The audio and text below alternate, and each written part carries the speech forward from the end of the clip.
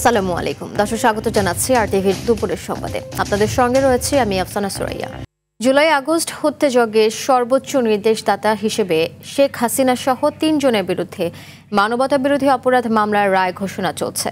বেলা 12:30টায় আন্তর্জাতিক অপরাধ tribunal ১-এর chairman বিচারপতি গোলাম মুর্তুজা মজুমদারের নেতৃত্বাধীন ৩ সদস্যের বিচারিক প্যানেলে শুরু হয় রায় পড়া।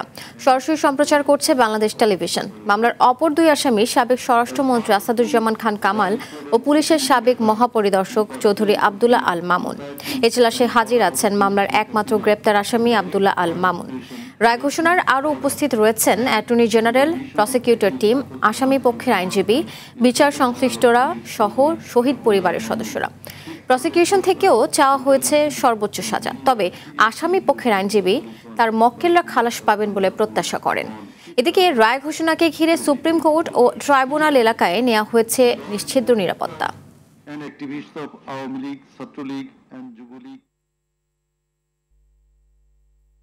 না, যত আওয়ামী লীগের দোসররা আছে, যত ছাত্ররা আছে, আওয়ামী লীগের ছাত্ররা, আওয়ামী লীগের পুলিশ, আওয়ামী লীগের নেতা, আওয়ামী লীগের যত নেতা কর্মীরা আছে, তাদেরকে প্রত্যেকের যেন ফাঁসির রায় হয়। শেখ হাসিনার শুধুমাত্র একবার মৃত্যুদণ্ড না, 1000বারও যদি মৃত্যুদণ্ড দেওয়া হয়, সে যে অত্যাচার এবং গণহত্যা করেছে সেটি সেই বিচার হিসেবে তার জন্য এই শাস্তিটি কম হয়ে যাবে। আমরা সবাই আসলে ন্যায় বিচার চাই। আমরা আমাদের তরফ থেকে অবশ্যই আমরা বলবো আমরা ফাঁসি চাই, তবে আমরা এটা কিন্তু আদালতের উপর ছেড়ে দিয়েছি। আন্তর্জাতিক অপরাধ ট্রাইব্যুনালের একটি আইন আছে, সেই আইনটা অনুযায়ী এই বিচারটা হয়েছে এবং এই বিচারে আইনের বাহিরে কোনো কিছু ব্যত্যয় হয় নাই। দর্শক, এই মুহূর্তে আন্তর্জাতিক অপরাধ ট্রাইব্যুনালে আছেন সহকর্মী GM মাহমুদ, সরাসরি যোগ দিচ্ছেন তিনি। মাহমুদ, ট্রাইব্যুনাল তো রায় ঘোষণা চলছে, তো রায়ে আইনজীবীরা কি পর্যবেক্ষণ দিয়েছে, বিষয়ে কোনো তথ্য রয়েছে কিনা আপনার কাছে? আফসানা, আন্তর্জাতিক অপরাধ ট্রাইব্যুনালের ঠিক সামনে কিন্তু এই মুহূর্তে আমরা অবস্থান করছি। ভেতরে এজলাসে কিন্তু রায় পড়া চলছে। 12:30টার কিছুক্ষণ পর থেকেই রায় পড়া শুরু হয়। প্রথমেই এই আন্তর্জাতিক অপরাধ ট্রাইব্যুনালের 1-এর যে চেয়ারম্যান বিচারপতি গোলাম মুর্তুজা মজুমদার, তিনি এই রায়ের যে সামারি এর সূচনা বক্তব্য তিনি উপস্থাপন করেন এবং তিনি এই বিচারের সাথে সংশ্লিষ্ট সবাইকে ধন্যবাদ জানান। এরপর কিন্তু আরেক বিচারক কিন্তু তিনি রায় পড়ছেন এবং এই রায়ে মূলত যে কী অবজারভেশন আনা হয়েছে, একই সাথে কোন কোন বিষয়কে গুরুত্ব দেওয়া হয়েছে এবং যে অভিযোগগুলো প্রসিকিউশন এখানে উপস্থাপন করেছে এবং যে অভিযোগের প্রেক্ষিতে এখানে সাক্ষ্য তথ্য প্রমাণাদি উপস্থাপন করা হয়েছে, সেখান থেকে যে সামারি বা মূল অংশগুলো নিয়ে যে রায় তৈরি করা হয়েছে সেই অংশগুলো কিন্তু এখানে পড়া হচ্ছে।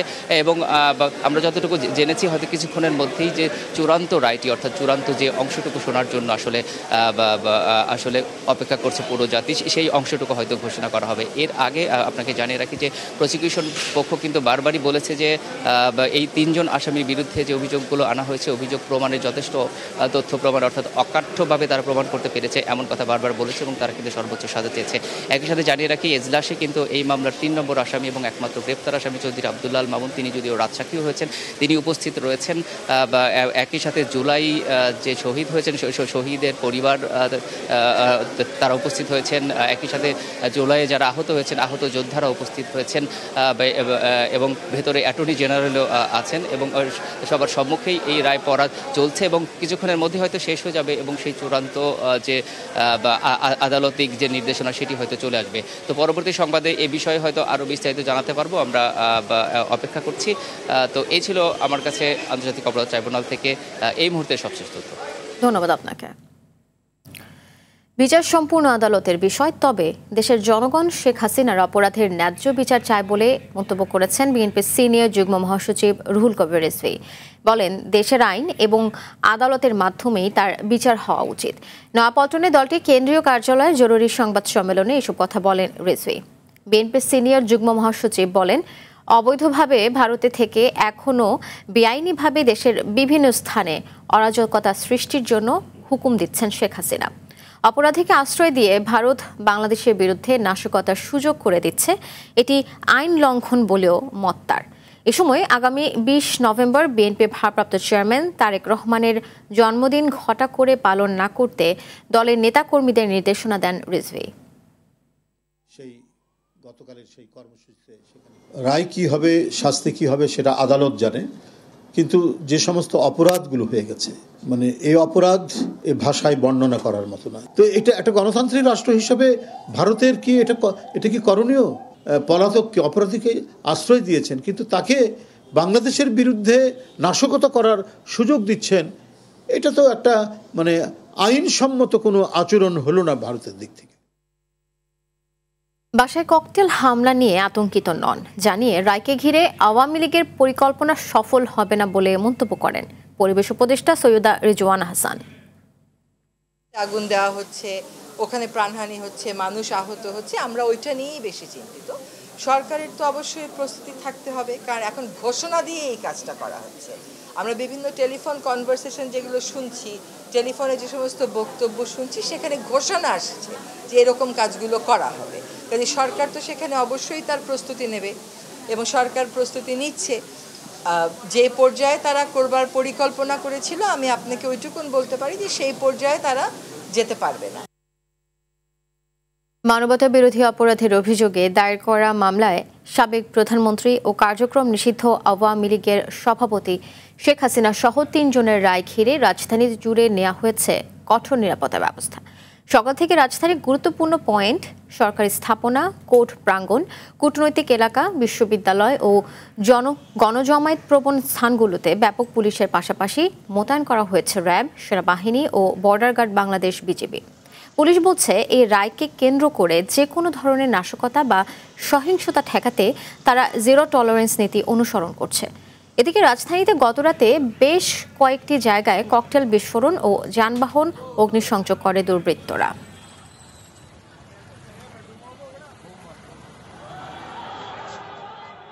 না, নিরাপত্তা ভালোই, এমনি কোনো সমস্যা নেই। কোথাও তো দেখলাম শাটডাউন কি হয়তো বুঝাই যায় না। আমি অনেক জায়গা ঘুরে আইছি, কোথাও কিছু দেখি নাই। না, আশা করি তো আসার পথে কোনো সমস্যা হয়নি, সুন্দর মতন আসতে পারছি। এখন যার হত্যার বলতে পারি না। পর্যাপ্ত নিরাপত্তা ব্যবস্থা আছে, আপনাদের আতঙ্কিত হওয়ার কোনো কারণ নেই। পুলিশ সর্বোচ্চ সতর্ক অবস্থায় আছে। 24শে জুলাই আগস্টে সংঘটিত গণহত্যার দায়ে মানবতা বিরোধী অপরাধের মামলায় ক্ষমতাচ্যুত প্রধানমন্ত্রী শেখ হাসিনা ও সাবেক স্বরাষ্ট্রমন্ত্রী আসাদুজ্জামান খান কামাল সহ 3 জনের রায় পরবর্তী বিষয়ে জানাতে এই মুহূর্তে রাজধানীর হাইকোর্ট এলাকা থেকে সরাসরি যোগ দিচ্ছেন সহকর্মী জাহিদ রহমান ও ধানমন্ডি 32 থেকে হাসান মাহমুদ। শুরুতে চলে যাচ্ছি জাহিদ রহমানের কাছে। জাহিদ, রায় নিয়ে সাধারণ মানুষের প্রতিক্রিয়া কেমন দেখছেন, এ বিষয়ে জানাবেন। আফসানা, আমি হাইকোর্ট প্রাঙ্গণে রয়েছি। ইতিমধ্যে এখানে যারা অবস্থান করছেন তারা সর্বোচ্চ শাস্তি দাবি করে এখানে বিভিন্ন স্লোগান দিচ্ছেন। আমি যদি আপনাকে দেখাতে চাই, এখানে বিভিন্ন সাধারণ জনতা এবং ছাত্র জনতা যারা রয়েছেন, যারা আন্দোলনে জুলাই গণঅভ্যুত্থানে অংশ নিয়েছিলেন, তাদের অনেকেই এখানে অবস্থান করছেন এবং এখানে তারা দাবি করছেন সর্বোচ্চ দাবি, যেটি সর্বোচ্চ রায়ের সাজা, মৃত্যুদণ্ড, সেটি কামনা করছেন তারা। এবং যেহেতু জুলাই গণঅভ্যুত্থানের রায়ে আমরা জানি যে পড়া শুরু হয়েছে এবং সেই রায় অনুযায়ী কিছুক্ষণের মধ্যে হয়তো আমরা শুনতে পারবো যে শাস্তি ঘোষণা করা হয়েছে। তারপরে এখানে যারা রয়েছেন, অবস্থান করছেন, তারা কিছুক্ষণ পর পর তারা বিভিন্ন স্লোগান এবং মাইক দিয়ে তারা জুলাই গণঅভ্যুত্থানে দোষী যারা রয়েছেন তাদের সর্বোচ্চ শাস্তি দাবি করছেন। যারা অবস্থান করছেন তারা বিভিন্ন শ্রেণী পেশার এখানে রয়েছেন এবং স্লোগান দিচ্ছেন এবং তারা তাদের দাবি সর্বোচ্চ সেটি তুলে ধরার চেষ্টা করছেন। এবং আমি যদি আপনাকে দেখাই যে যারা বিভিন্ন রকম ব্যানার ফেস্টুন নিয়েও এখানে অবস্থান করছেন এবং আমরা একজনের সাথে যদি কথা বলতে চাই, আপনি এখানে কেন অবস্থান করছেন? জি, আমি আজকে এসেছি, সারা বাংলাদেশের জনগণ আজকে এখানে এসেছে যে আজ স্বৈরাচারের দোষর দুর্নীতিবাজদের মহারানী, মহানেত্রী, লুটপাটের মহারানীর কার্যকর বিচারের রায় ঘোষণা হবে। তার সেই বিচারের রায়কে উদযাপন করার জন্য সর্বস্তরের আপামর জনতা এই আন্তর্জাতিক অপরাধের সামনে হাজির হয়েছে। আমরা সর্বশাস্তি ফাঁসি চাই। এই ছিলাম যে এখানে একজন যারা আছেন এবং অন্যান্য আছেন, মূলত যে এই যে এখানে যে দাবি আদায় করা রয়েছেন, আমরা আরেক সহ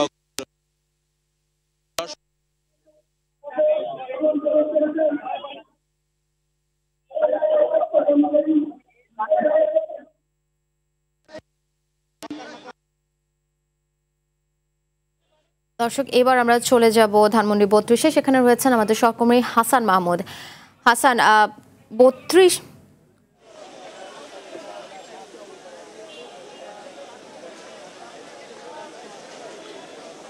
ধন্যবাদ। আমি এখন ধানমন্ডি ৩২ নম্বরে অবস্থান করছি। জুলাই আগস্ট গণহত্যায় মানবতা বিরোধী অপরাধে শেখ হাসিনা সহ ৩ জনের মামলার রায় আজ। আর এই রায় ঘিরে আওয়ামী লীগ কিন্তু তারা অনলাইনে একটা কর্মসূচি ঘোষণা করেছেন, শাটডাউন কর্মসূচি। এই কর্মসূচিকে কেন্দ্র করে আমরা কয়েকদিন ধরে দেখেছি যে ঢাকার বিভিন্ন জায়গা ককটেল বিস্ফোরণ এবং দেশের বিভিন্ন জায়গা রাজধানী সহ বিভিন্ন জায়গা কিন্তু আমরা দেখেছি যে অগ্নিকাণ্ডের মতো ঘটনা ঘটেছে। তা পরিবহনে আগুন দেওয়া হয়েছে, ককটেল বিস্ফোরণ হয়েছে গুরুত্বপূর্ণ বিভিন্ন জায়গা।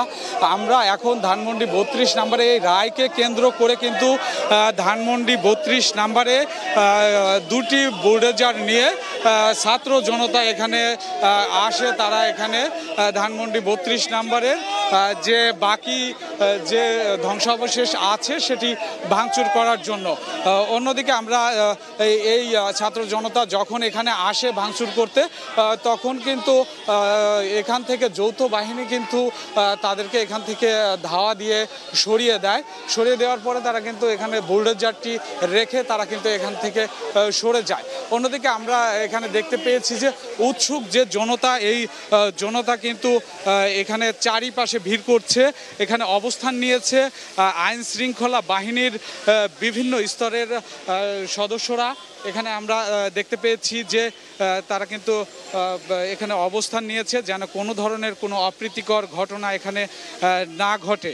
অন্যদিকে এই শুরুতে যখন আমরা দেখেছি যে এই রায়কে কেন্দ্র করে যখন এখানে ছাত্র জনতা ধানমন্ডি ৩২ নম্বরে ভাঙচুর চালাতে আসে, তখন কিন্তু এখানকার যৌথ বাহিনী তাদেরকে এখান থেকে সরে যেতে বলে। তারা কিন্তু এখান থেকে সরে না গেলে যৌথ বাহিনী কিন্তু তাদেরকে ধাওয়া দেওয়ার পরে কিন্তু তারা এখান থেকে চলে যায়। এখানে কিন্তু পরবর্তীতে আমরা দেখেছি যে পুলিশ সাউন্ড গ্রেনেড নিক্ষেপ করেছে তাদেরকে ছত্রভঙ্গ করার জন্য। কিন্তু ইতিমধ্যে আমরা আবার দেখতে পাচ্ছি যে ছাত্র জনতা তারা কিন্তু আস্তে আস্তে এই আইন শৃঙ্খলা বাহিনীর সামনে এসে তারা বিভিন্ন স্লোগান দিচ্ছেন। বিভিন্ন স্লোগানে কিন্তু তারা এই জায়গাটি এখানে টান উত্তেজনা অবস্থা বিরাজ করছে। আইন শৃঙ্খলা বাহিনীর সদস্যরা কিন্তু ধানমন্ডি ৩২-এর যে প্রবেশ মুখ, সেই মুখটিতে কিন্তু তারা এখানে অবস্থান নিয়েছেন। তারা কিন্তু এখানে অবস্থান নিয়ে তারা কিন্তু বারবারই বলছেন যে এখানে কোনো অপ্রীতিকর ঘটনা কেউ যেন না ঘটায়, সবাইকে আহ্বান জানিয়েছেন। অন্যদিকে আইন শৃঙ্খলা বাহিনীর সদস্যরা সবাইকে অনুরোধ করেছেন যে এখানে যেন কোনো ধরনের অপ্রীতিকর ঘটনা কেউ না ঘটায়। ধানমন্ডি ৩২-এর এই যে প্রবেশ মুখ, এই প্রবেশ মুখে কিন্তু তারা সতর্ক অবস্থান নিয়েছেন। এই ছিল সর্বশেষ আমার কাছ থেকে ধানমন্ডি ৩২ থেকে। আপনাদের দুজনকে ধন্যবাদ আমাদের সাথে যুক্ত হবার জন্য। এদিকে বিমানবন্দর রেলওয়ে স্টেশন থেকে একটি দেশীয় পিস্তল, 1 রাউন্ড অ্যামুনিশন এবং 4টি ককটেল বোমা উদ্ধার করেছে সেনাবাহিনী। সকালে উত্তরা হাজি ক্যাম্পে সেনাবাহিনীর বিশেষ অভিযানে এসব অস্ত্র বিস্ফোরক উদ্ধার করা হয়। সেনাবাহিনী জানায়, দিনাজপুর থেকে ছেড়ে আসা একতা এক্সপ্রেস ট্রেনের কয়েকটি বগিতে তল্লাশি চালানোর পর চালের বস্তা থেকে পিস্তল, অ্যামুনিশন ও ককটেল বোমা পাওয়া যায়। ঘটনাটির সঙ্গে জড়িত সন্দেহে 4 জনকে আটক করে প্রাথমিক জিজ্ঞাসাবাদের জন্য উত্তরা আর্মি ক্যাম্পে নিয়ে যাওয়া হয়েছে।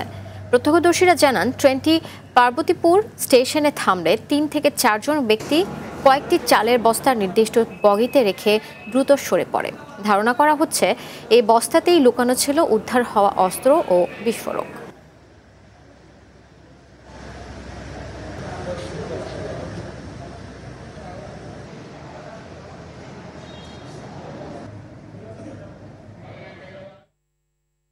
মানবতা বিরোধী অপরাধের মামলায় ক্ষমতাচ্যুত প্রধানমন্ত্রী শেখ হাসিনা সহ 3 জনের রায়কে ঘিরে নিষিদ্ধ ঘোষিত সংগঠন আওয়ামী লীগের ডাকা শাটডাউনে স্বাভাবিক রয়েছে সব ধরনের যান চলাচল। তবে রাতে কয়েকটি স্থানে যানবাহনে আগুন, ককটেল বিস্ফোরণ ও গাছের গুঁড়ি ফেলে সড়ক অবরোধ করে দুর্বৃত্তরা। নিরাপত্তা ব্যবস্থা জোরদার করতে মোতায়েন করা হয়েছে অতিরিক্ত আইনশৃঙ্খলা রক্ষাকারী বাহিনী। প্রতিনিধিদের পাঠানো তথ্যচিত্রে আরও জানাচ্ছেন সাকিব আল হাসান। সোমবার সকাল 11টায় জুলাই গণহত্যায় মানবতা বিরোধী অপরাধের মামলার রায় ঘোষণার দিন ধার্য করে আদালত। এর আগে মামলার রায় দেয়াকে কেন্দ্র করে সারা দেশে শাটডাউনের ঘোষণা দেয় নিষিদ্ধ ঘোষিত সংগঠন আওয়ামী লীগ। তবে শাটডাউন উপেক্ষা করে সকাল থেকেই মহাসড়কে চলছে সব ধরনের যানবাহন। দেশের সব বিভাগের জেলা উপজেলায়ও দেখা গেছে মানুষের স্বাভাবিক চলাচল।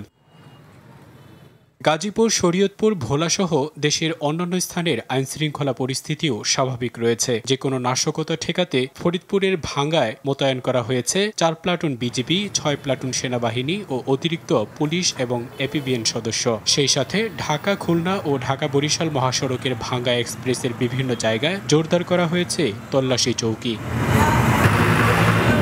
তবে রাতের আধারে দেশের কোনো কোনো অঞ্চলে অগ্নিকাণ্ড ও ককটেল বিস্ফোরণ ঘটিয়েছে দুর্বৃত্তরা। রোববার মধ্যরাতে কিশোরগঞ্জ স্টেশন রোড এলাকা ও পটুয়াখালী সদর উপজেলার গ্রামীণ ব্যাংকে আগুন দেয় একদল মুখোশধারী দুর্বৃত্ত। এছাড়াও মাদারীপুর, পাবনার ঈশ্বরদী ও ভোলায় ককটেল বিস্ফোরণ, আগুন ও গাছের গুঁড়ি ফেলে সড়ক অবরোধ করে তারা। সাকিব আল হাসান, RTV। জুলাই গণঅভ্যুত্থানের রক্তের হোলি খেলায় মত্ত শেখ হাসিনা তার দীর্ঘ স্বৈরশাসনে ঘটিয়েছেন নানা হৃদয় বিদারক ঘটনা, যার শুরুটা হয়েছিল বিডিআর হত্যাকাণ্ড দিয়ে। ক্ষমতার মসনদ টিকিয়ে রাখতে বিরোধী দলীয় নেতাকর্মীদের গুম খুন করে আর হামলা মামলা দিয়ে দমিয়ে রেখেছিলেন 16টি বছর। খান আলামিনের রিপোর্টে দেখুন তারই বিস্তারিত। শেখ হাসিনার পালিয়ে যাওয়ার ছবিটা যতটা স্বাভাবিক, পালিয়ে যাওয়ার আগের রাজত্বটা ঠিক ততটাই নিষ্ঠুর। যে অভ্যুত্থানের মুখে প্রাণ বাঁচাতে হেলিকপ্টারে উঠেছেন, সে অভ্যুত্থানকে দমন করতে হেলিকপ্টার থেকে গুলি করা, মরণাস্ত্র ব্যবহার, এমন কোনো হেন পথ নেই যে অবলম্বন করেননি। 1/11-এর পট পরিবর্তনের পর ক্ষমতার মসনদে আরোহণ করেন শেখ হাসিনা। যে বছর তার শাসন শুরু, সে বছরই ঘটে বিডিআর হত্যাকাণ্ডের মতো বর্বর ঘটনা। 57 জন সেনা কর্মকর্তার মৃত্যুর মধ্য দিয়ে যার ইতি ঘটে। টিপাইমুখ বাঁধ নির্মাণের প্রতিবাদে বিএনপি নেতা ইলিয়াস আলীর নেতৃত্বে উত্তাল সিলেট, সেই সিলেটকে শান্ত করতে গুম করা হয় ইলিয়াস আলীকে। ক্ষমতার মসনদ নড়বড় করতে যারাই উচ্চকণ্ঠ হয়েছেন, তাদেরকেই যেতে হয়েছে ইলিয়াস আলীর পথে। চৌধুরী আলম, সুমনের মতো কত শত নাম যোগ হয়েছে সেই কাতারে। ক্ষমতায় থাকার পথ মসৃণ করতে যে আইন সংবিধান প্রতিবন্ধকতা তৈরি করেছে, সেখানেই কাটাছেঁড়া করেছেন শেখ হাসিনা। তত্ত্বাবধায়ক সরকার ব্যবস্থা বাতিল করে এনেছেন দলীয় সরকারের অধীনে জাতীয় নির্বাচন। রাজনৈতিক সংকট উত্তরণে বিরোধী দলগুলো মাঠে নামলে দমন করেছেন কঠোর হাতে। গুম, খুন, হামলা, মামলা দিয়ে কায়েম করেছেন একনায়ক তন্ত্র। এভাবেই মাস যায়, বছর যায়, যায় দশক, যুগ, বাড়তে থাকে মানুষের দীর্ঘশ্বাস। সেই দীর্ঘশ্বাসের অবসান ঘটাতে আসে 2000-এর অধিক প্রাণের বিনিময়ে মেলে মুক্তি। অবসান হয় দীর্ঘ ফ্যাসিবাদী শাসন ব্যবস্থার। খান আলামিন, RTV। এবারে অন্যান্য প্রসঙ্গ। এবারে নির্বাচন দেশ রক্ষার নির্বাচন, এমন মন্তব্য করে নির্বাচন ও গণভোটের শতভাগ সততা ও নিরপেক্ষতার সঙ্গে দায়িত্ব পালন করতে জেলা প্রশাসকদের নির্দেশনা দিলেন প্রধান উপদেষ্টা। সকালে প্রধান উপদেষ্টার কার্যালয়ে নতুন নিয়োগ 50 জেলা প্রশাসক সহ 64 জেলা প্রশাসকদের উদ্দেশ্যে একথা বলেন প্রধান উপদেষ্টা অধ্যাপক মোহাম্মদ ইউনুস। প্রধান উপদেষ্টা আরও বলেন, এবারের নির্বাচন গতানুগতিক নয়, এবার গণভোট যুক্ত হয়েছে। 15 বছর মানুষ ভোট দিতে পারেনি, তাই গ্রহণযোগ্য নির্বাচন করা সবার দায়িত্ব, ব্যর্থ হওয়ার সুযোগ নেই। মন্ত্রিপরিষদ সচিব শেখ আব্দুর রশিদের সঞ্চালনায় বৈঠকে আরও উপস্থিত ছিলেন স্বরাষ্ট্র উপদেষ্টা জাহাঙ্গীর আলম চৌধুরী, আইন উপদেষ্টা আসিফ নজরুল সহ উপদেষ্টা পরিষদের সদস্যরা। জন্য জাতি কোন দিকে যাবে তার গতিপথ নির্ধারণের নির্বাচন, কোনো গোলযোগ, কোনো অসুবিধা সৃষ্টি না হবে, এই কমিটমেন্ট আমাদের। সেই ধাত্রী হিসেবে আমরা সেই ভূমিকা পালন করতে পারছি কিনা সেটা আমাদের ঠিক করতে হবে। আমাদের সন্তানদের বলতে পারবো এই কাজটা আমরা করে দিয়েছিলাম, আমার এই ভূমিকা ছিল, আমি আমার জায়গাতে কোনো ছাড় দিই নাই, এটা আমাদের করতে হবে, এটার থেকে না করার কোনো সুযোগ নেই। যদি বলো যে আমার এই অসুবিধা আছে, তাহলে এখন থেকে বলো যে আমাকে এখান থেকে বাদ অন্য জায়গায় দিয়ে দেবে। যত ঝঞ্ঝাট ঝড় আসুক না কেন তা মোকাবেলা করে সুষ্ঠু ও সুন্দর ভোটের পরিবেশ নিশ্চিত করতে যে কোনো পদক্ষেপ নিতে প্রস্তুত নির্বাচন কমিশন। সকালে আগারগাঁওয়ে নির্বাচন ভবনে রাজনৈতিক দলগুলোর সঙ্গে তৃতীয় দিনের সংলাপে এ মন্তব্য করেন প্রধান নির্বাচন কমিশনার AMM নাসির উদ্দিন। বলেন, অনেক নতুন ও জটিল টাস্ক ঘাড়ে পড়লেও নির্বাচন কমিশন হাল ছাড়েনি, সামনের দিকে এগিয়ে যাচ্ছে। এছাড়া রাজনৈতিক দল সহযোগিতা না করলে প্রশ্নবিদ্ধ নির্বাচনের শঙ্কা থেকে যায় বলেও মন্তব্য করেন সিইসি। দলের পক্ষ থেকে নিশ্চিন্ত করেন, তাহলে আমাদের কাজটা অনেক সহজ হয়ে যায়। রাজনৈতিক দলগুলো না চাইলে এবং তারা যদি একটা সমস্যা সৃষ্টি করতে চায়, তাহলে দেখবেন যে হয়তো একটা প্রশ্নবিদ্ধ নির্বাচন হওয়ার একটা সম্ভাবনা থেকে যায়, আশঙ্কা থেকে যায়। যদিও আমাদের তরফ থেকে যাবতীয় প্রস্তুতি গ্রহণ করা হবে একটা সুষ্ঠু সুন্দর নির্বাচন পরিবেশ সৃষ্টির জন্য আমরা চেষ্টা করে যাব। আমাদের নিয়ত একদম পরিষ্কার, আমাদের কমিটমেন্ট পরিষ্কার। পবিত্র মাহে রমজান উপলক্ষে মাসব্যাপী RTVর 16তম হিফজুল কোরআন প্রতিযোগিতা GPH ইস্পাত আলোকিত কোরআন 2026 powered by RFL pipe and ফিটিংসের অডিশন চলছে সারা দেশে। এ ধারাবাহিকতায় বগুড়া অডিশন রাউন্ড অনুষ্ঠিত হয়েছে। সকালে শহরের জয়পুরপাড়া তাহফিজুল কোরআন মাদ্রাসায় অনুষ্ঠিত হয়। সেখানে বগুড়া জেলার বিভিন্ন হাফিজিয়া মাদ্রাসা ও এতিমখানার শতাধিক প্রতিযোগী অংশগ্রহণ করেন। প্রতিযোগিতায় বিচারকের দায়িত্ব পালন করেন হাফেজ কারি মাহদি হাসান এবং হাফেজ কারি মাওলানা জাহিদুজ্জামান। পরে প্রতিযোগিতায় বিজয়ীদের মাঝে ইয়েস কার্ড বিতরণ করা হয়েছে। আগামীকাল শুরু হবে রংপুর বিভাগের অডিশন।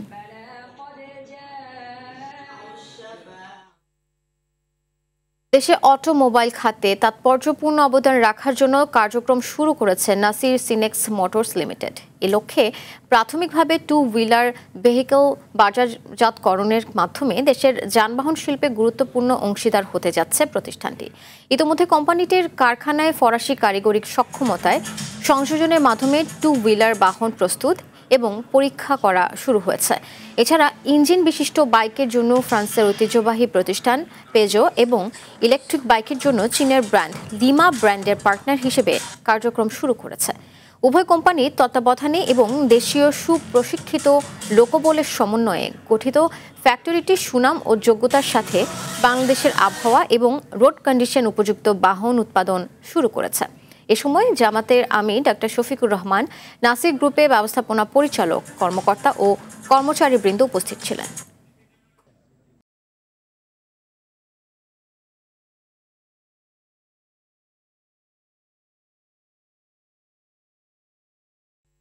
খেলার খবর, কাবাডি। মিরপুরে আজ পর্দা উঠছে দ্বিতীয় নারী কাবাডি বিশ্বকাপের। 11টি দলের অংশগ্রহণে প্রথমবারের মতো কাবাডি কোনো বিশ্ব আসরের আয়োজন করছে বাংলাদেশ। চলবে 17 থেকে 24 নভেম্বর পর্যন্ত। রোববার উন্মোচিত হয় আসরের শিরোপা। মিরপুরের শহীদ সোহরাওয়ার্দী ইনডোর স্টেডিয়ামে আসরের প্রথম ম্যাচেই মাঠে নামবে স্বাগতিক বাংলাদেশ, প্রতিপক্ষ উগান্ডা। ম্যাচটি শুরু হবে বেলা 3টায়। এই গ্রুপে স্বাগতিকদের বাকি 3 প্রতিপক্ষ বর্তমান চ্যাম্পিয়ন ভারত, থাইল্যান্ড ও জার্মানি।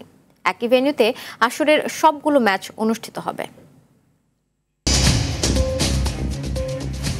দর্শক, দুপুরের সংবাদ এ পর্যন্তই। জেলার সংবাদ বিকেল 4:45টায় দেখার আমন্ত্রণ রইল। ধন্যবাদ সবাইকে।